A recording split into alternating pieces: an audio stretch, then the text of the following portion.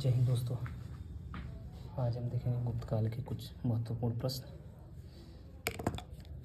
गुप्त काल में उत्तर भारतीय व्यापार किस पत्तन से संचालित होता था? ताम्रलिप्ति। गुप्त काल में गुजरात, दक्कन व तमिल राष्ट्र में स्थित केंद्र किससे संबंधित था? वस्त्र उत्पादन से। प्राचीन काल में किस वर्ण को सार्ववाह भी कहा जाता था? वैश्य। वैश्य को ही व्यापारियों का समूह भी कहते थे। ठीक है। गुप्त काल में अपनी आयुर्विज्ञान विषयक रचना के लिए जाने जाते थे सुश्रुत। इनकी कौन सी संहिता है? सुश्रुत संहिता। ठीक है। गुप्त काल में औषधि के लिए अपने कार्य के लिए जाने जाते थे। कौन जाना जाता? धन्वंतरी।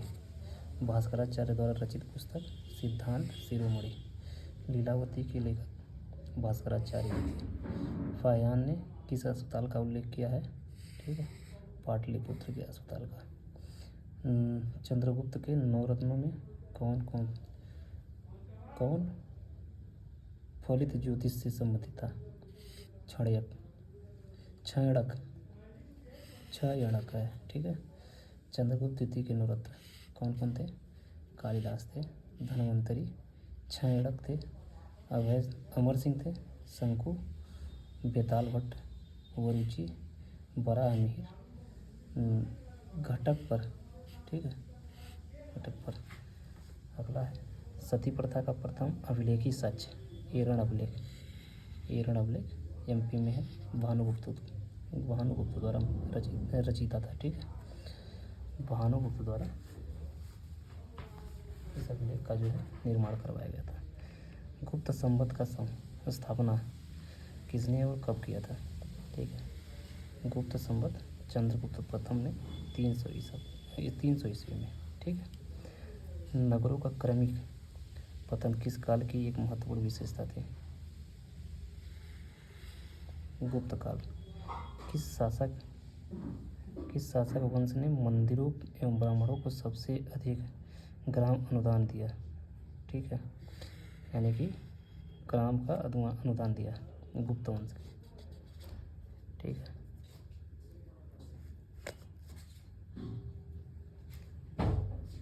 प्राचीन भारत में किस वंश का शासन काल स्वर्ण युग कहा जाता था?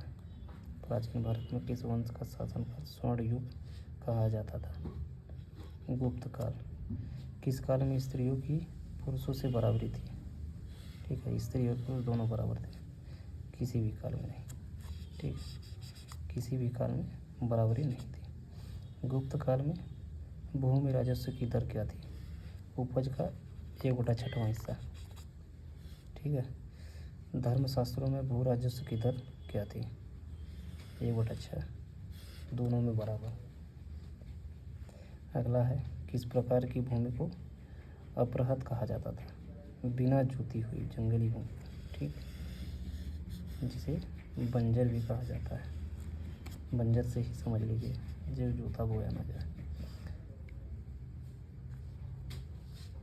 कल्यावाप तथा द्रोणवाप शब्द निर्दिष्ट करते थे भूमाप को, भूमि के मापन को। ठीक है। गुप्त साम्राज्य में किन्हें कर रहित कृषि भूमि प्रदान की जाती थी? ब्राह्मणों को। ठीक है। प्राचीन भारत में सिंचाई को कहते थे, सिंचाई कर को क्या कहते थे? उदक भोग।